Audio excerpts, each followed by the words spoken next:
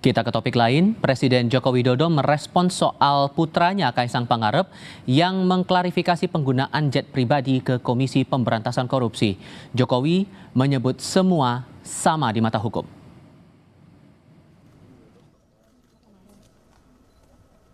Presiden Joko Widodo angkat bicara soal putra bungsunya Kaisang Pangarep yang mengklarifikasi penggunaan jet pribadi ke Komisi Pemberantasan Korupsi. Secara singkat, Jokowi menyatakan seluruh warga negara Indonesia sama di mata hukum. Saya kan sudah menyampaikan semua warga negara sama di mata hukum. Ya, itu aja. Usai perjalanannya ke Amerika Serikat naik jet pribadi menuai sorotan, kemarin Kaisang hadir ke KPK untuk memberikan klarifikasi soal dugaan gratifikasi. Kaisang mengaku datang ke KPK atas inisiatif pribadi, bukan karena panggilan. Kaisang menyatakan naik jet pribadi bersama istrinya hanya menumpang seorang teman. Namun Kaisang tak menyebut siapa yang beri tumpangan. Saya datang ke sini bukan karena undangan, bukan karena panggilan, tapi inisiatif saya sendiri. Dan tadi saya juga di dalam mengklarifikasi mengenai perjalanan saya di tanggal 18 Agustus ke Amerika Serikat yang numpang atau bahasa bedanya nebeng pesawatnya teman saya. Dan nggak ada dan lagi sih. Jadi intinya untuk lebih lanjutnya bisa ditanyakan ke KPK untuk lebih detailnya. Juru bicara Kaisang, Francine Wijaya sebelumnya menyatakan, Kaisang berencana ke Amerika Serikat menggunakan pesawat komersial pada 20 Agustus 2024. Namun ternyata ada teman Kaisang yang juga ingin ke Amerika Serikat pada 18 Agustus, sehingga Kaisang dan Erina pun menumpang. Mas Kaisang juga sebagai warga negara yang baik dan taat hukum, tadi melakukan konsultasi dengan KPK bagaimana sebaiknya dugaan gratifikasi ini ditindaklanjuti atau disikapi. Sebenarnya waktu itu Mas Kaisang itu sudah rencana berangkat ke Amerika di sekitar tanggal 20 Agustus. Rencana pakai pesawat komersial, kebetulan ada temannya yang juga berangkatnya searah di tanggal 18 Agustus, makanya bareng lah nebeng. Tadi Mas Kaisang mengisi formulir gratifikasi, nanti tinggal menunggu arahan dan petunjuk dari KPK. Komisi Pemberantasan Korupsi menyebut teman Kaisang yang memberi tumpangan jet pribadi berinisial Y. Menurut KPK, Kaisang pergi menggunakan jet pribadi bersama istrinya Erina Gudono, kakak istrinya, dan satu orang staf. KPK akan menganalisis dugaan gratifikasi dan jika ditentukan sebagai milik negara, maka setiap orang harus mengganti sebesar 90 juta rupiah. Ini kalau kita tetapkan milik negara nih, ini kan fasilitas ya, jadi harus dikonversi jadi uang, nanti di-store uangnya gitu.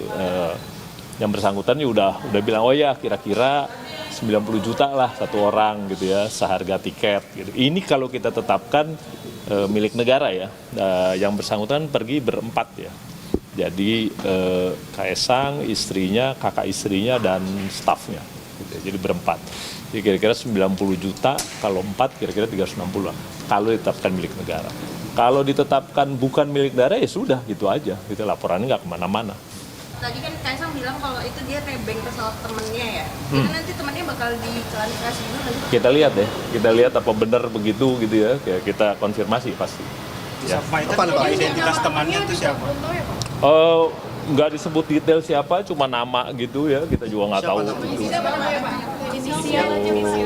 Inisial Y depannya. Tapi kita nggak tahu nih bener nggak nama lengkapnya ini gitu, siapa ini orang, WNI, WNA atau apa gitu. Jet pribadi yang digunakan Kaisang dan Erina adalah pesawat tipe Gulfstream G650ER buatan tahun 2021. Jet ini memiliki daya jelajah hingga 13.800 km, sedangkan kecepatannya mencapai 983 km per jam. Pesawat tipe ini memiliki 16 kursi penumpang dan 4 kursi awak.